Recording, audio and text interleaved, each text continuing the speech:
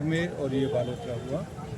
बालरई आंदोलन के बाद सरकार से जो वार्ता हुई 5 दिसंबर को, उसमें सरकार ने हमने जो प्रेजेंटेशन दिया उसमें सरकार ने माना कि भाई आपकी बात सही है। सही का मतलब यह है कि भाई आप जो प्रेजेंट कर रहे हो वो ठीक है। हाँ, बात डिमांड एक्सेप्ट नहीं की गई। उन्होंने बोला कि हमें 3 महीना दीजिए और हम पूरा स्टडी करके और 3 महीने में आपके पास फिर दोबारा डिस्कशन करेंगे और इसका समाधान निकालेंगे। लेकिन सरकार की नीयत में खोट है। सरकार 3 महीने के बाद वार्ता करने की जगह हमारे जो भी आंदोलनकारी थे उन पर मुकदमे किए 78 लोगों पे, 6 आदमियों को गिरफ्तार किया, 18 दिन जेल में रहे। तो एक तरफ तो वार्ता और दूसरी तरफ दमन। तो सरकार की बिल्कुल वादा खिलाफी है। हमने 3 महीने चले गए, 4 महीने चले गए और 5 महीने चले गए, no response from the government. इसका मतलब सरकार इन समाजों को इग्नोर करना चाहती है। ठीक है, हमने दमन कर दिया और ये कर दिया, अभी ये वापस आंदोलन करेंगे। तो हमने सोचा कि भाई आप 6 को जेल क्यों लिख के जाते हो, पूरा DNT समाज आ जाता है, इसलिए इसका नाम जेल भरो आंदोलन है।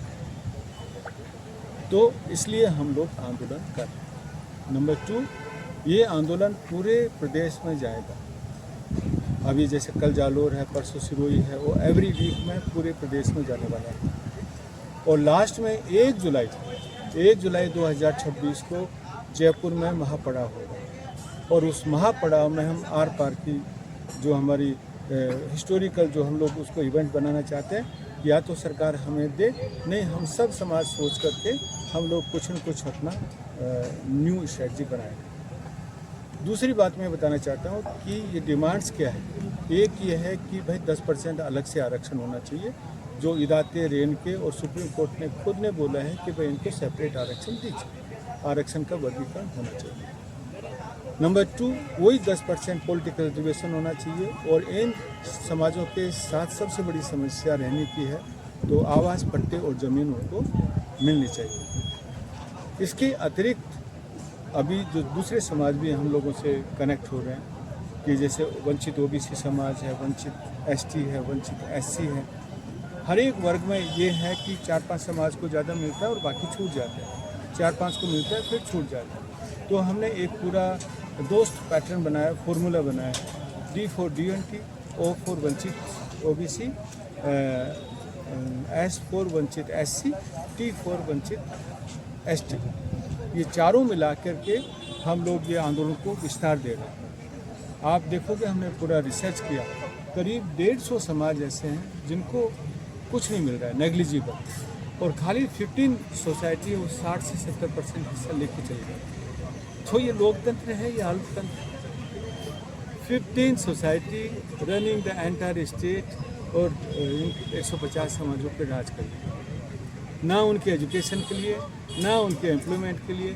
एक समाज के विकास के लिए 3 चीज़ चाहिए, एक education, second employment and third political participation. ये तीनों है तो वो पढ़ाई का कोई यूज नहीं है। इसलिए आप ये भी देखेंगे कि इन समाजों में सबसे हाईएस्ट ड्रॉप आउट रेट्स।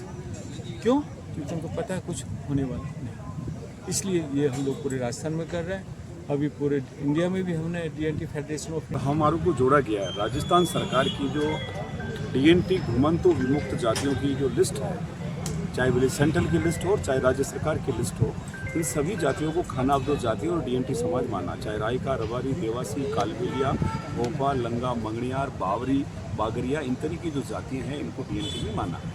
मगर हमारा ये कहना है कि एक्चुअली में चाहे इदाते राय आयोग का जजमेंट देखें, सरकार जो कि वार्ता की बात हुई और वार्ता करके सरकार मुखर हो गई। इस कारण सरकार ने हमारे 78 लोगों पर मुकदमा दर्ज किया और मुकदमा दर्ज होने के बाद हमारे 6 लोगों को उन्होंने जेल में डाला।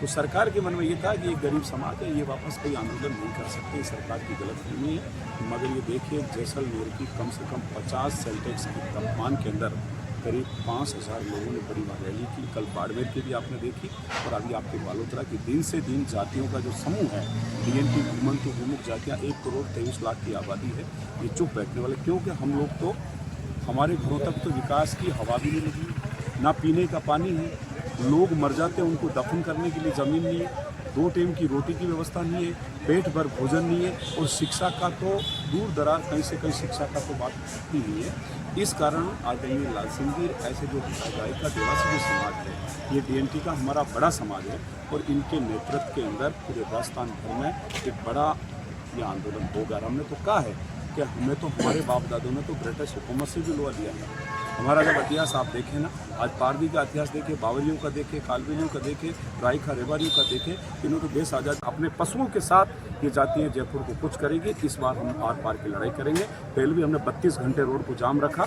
और इस बार जो लड़ाई वो जयपुर में हम बहुत जोरदार लड़ाई करेंगे।